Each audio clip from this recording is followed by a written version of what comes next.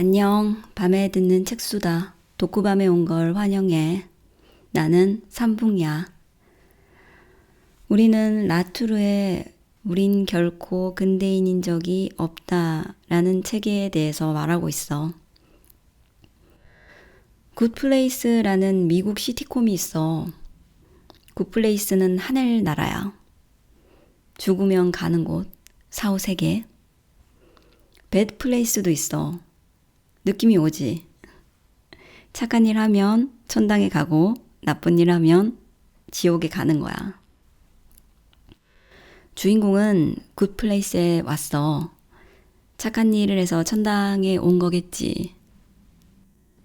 하지만 주인공은 이 상황이 납득이 되지 않아. 왜냐면 주인공은 착한 일을 한 적이 없거든. 이 세계는 점수제인데 좋은 행동과 나쁜 행동으로 각각 플러스 마이너스 포인트를 얻는 거야. 합산을 해서 플러스 점수가 많으면 좋은 곳, 굿플레이스로 가는 거지.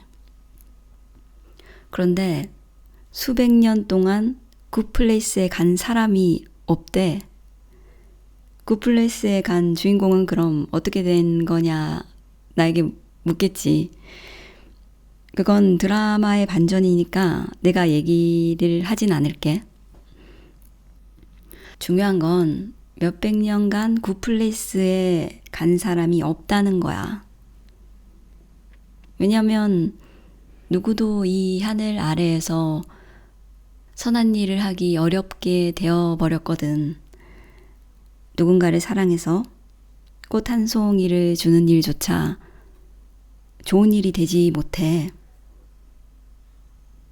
그 꽃은 누군가를 착취하거나 어딘가를 더럽히거나 혹은 무엇에게 불가역적인 영향을 주니까. 그리고 우리가 이전에 말했던 개념 인류세가 있어. 우리는 알고 있지. 본능적으로 또 인지적으로 모든 것이 연결되어 있다는 걸. 그래서 라투르도 말하는 거야. 우린 분리된 적이 없었다고. 세계하고. 라투르가 말하는 근대인이란 어떤 사실이 따로국밥처럼 존재하는 시대에 사는 인간이야. 그럼 이상하지 않아? 그렇다면 우리는 정말 근대인인 적이 없어. 우린 알고 있단 말이야. 이곳에서 에어컨 스위치를 누르면 저곳에서 어떤 일이 일어난다는 걸. 그리고 이곳에서 아무리 분리수거를 해도 어딘가에 쓰레기는 쌓인다는 걸 말이야. 그런데 마치 우리가 그걸 모른다는 것처럼 라투르는 너희는 결코 근대인인 적이 없다 라고 얘기하는 거야. 알고 있어. 라투르는 우리를 극단으로 밀어붙여 보는 거야. 왜냐고? 누구도 책임지지 않으니까. 세계는 연결되어 있는데 우리의 구조는 마치 서로가 분리 가능한 것처럼 만들어 놓았으니까. 그래서 지구의 쓰레기를 아무도 책임지지 않으니까. 오존의 구멍을 누구도 책임질 수 없으니까. 책임을 묻기가 어렵잖아. 어디에서 얘기를 할 수 있겠어? 법정에서 그 얘기를 할 수 있겠어? 버젓이 연결되어 있다라고 생각하는 일조차 그것이 명백해질 때까지 엄청난 싸움을 해야 돼. 라투르의 책에는 인류세라는 얘기가 나오진 않아.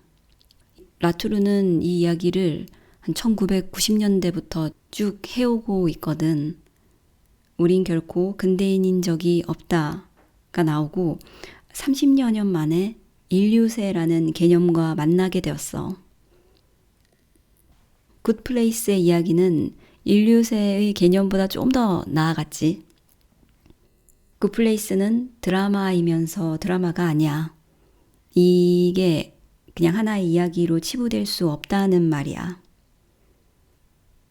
장르로는 도덕극이야. 철학, 실험극. 이것도 인류세처럼 제한된 개념이나 다름없어. 그리고 우리도 느낄 수 있지. 현실이 그렇지 않다고 말하기 어렵다는 걸. 이 드라마를 소개하는 건 실은 내가 아니라 가까스로 있음의 저자 김홍중이야. 우리는 느끼고 있어. 규칙이 좀 바뀌어야 한다는 걸. 규칙을 다시 써야 한다는 걸. 역사의 천사라는 말을 들어본 적 있어? 이건 이미지야. 고개를 폐허로 향한 채 꽃풍을 향해 뒷걸음질을 하는 천사의 모습이야. 폐허는 과거를 상징하고 걸음은 미래로 향하지. 폭풍은 진보를 상징해. 발터 베냐민은 파울 클레의 그림 새로운 천사에서 진보라는 미명의 파괴된 과거를 보면서 미래로 밀려가는 묵시록적인 역사관을 상상해냈어. 묵시록적이라는 건 갑자기 드러나는 걸 말해. 그건 인식의 순간이야. 무엇을 알아차리는 건 천천히 오는 것이 아니라 순간적으로 온다는 거지. 역사의 천사는 베냐민이 역사의 개념에 대하여 라는 글에서 나와. 그리고 이런 말도 해. 희망은 우리를 위해 있는 것이 아니라 절망한 사람들을 위해 있다고. 희망은 패배자들에게만 있어. 희망찬 사람들에게 희망이 있는 게 아니라 절망한 사람들에게만 희망이 있다는 거야. 이상하지? 상상해보자. 희망찬 사람에게 희망이 있을까? 희망찬 사람은 미래에서 희망을 보는 사람이야. 근거는 여러 있을 수 있겠지. 알 수 없을 수도 있어. 막연할 수도 있다는 거야. 그런 사람들에겐 폐허가 보일 리 없어. 그들을 기다리는 건 진보라는 폭풍이야. 이 폭풍을 건널 수 있을까? 지금을 견디는 거야. 기약은 있나? 그 견딤은 상황을 더 악화시킬 거야. 그지? 그래서 실패한 사람이야. 폐허를 보는 사람만이 불구하고 희망을 볼 수 있어. 김홍중의 글을 읽으면서 이런 생각이 들었어. 그는 왜 이 글을 쓰고 있는 건가? 누가 이 글에 관심을 줄까? 이 글의 좋고 나쁨을 따지는 게 아니야. 판단을 하려는 게 아니야. 이 책이 많은 사람들의 이목을 끌기에는 너무 재미가 없어. 당장 내가 관심 있어 하는 분야가 아니라는 거지. 김홍중은 라투르가 있는 지적 노선을 따라 내려간 어느 해쯤에 이름 있는 학자야. 세간에서 볼 때 혹은 그가 그 자신을 바라볼 때 자기 일에 성공한 평범한 교수지. 그런 조건을 말하려는 게 아니야. 그의 글은 너무 정직해. 성실하지. 문장마다 그러니까 생각마다 출처가 기록되어 있어. 그건 학자의 글이야. 유구하게 내려오는 생각의 탈에 자신의 실 한 가닥을 붙여 이어보는 거야. 이 일을 왜 하는 걸까? 김홍중의 모습은 실패자의 전형은 아니야. 신뢰할 만한 신사의 모습이 아닐까? 실제. 하지만 나는 그의 글이 실패처럼 느껴져. 누군가에게 진심으로 닿기가 어려울 테니까. 실패자는 모습이 아니야. 불발되는 시도를 끊임없이 하는 행동이 실패자지.